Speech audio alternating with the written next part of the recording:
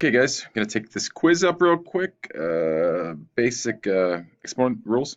First question here, you're going to, we're multiplying, so you add the exponents, so it's before the 9 and throw that in the calculator, you get an answer.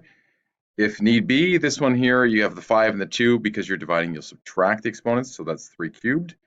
And then here you have a power of a power, so power of a power, you're gonna multiply, so it'll be 5 to the 8. So hopefully that worked out okay. Let me just see if I can make this move. There we go. Good. Same sort of rules apply here with variable bases. And so multiplying, you're going to add these two and get k to the 8. Here, dividing means subtract. X to the 1. Oops, that's not a 1. That's 1. Power of a power is multiplying, so p to the 6.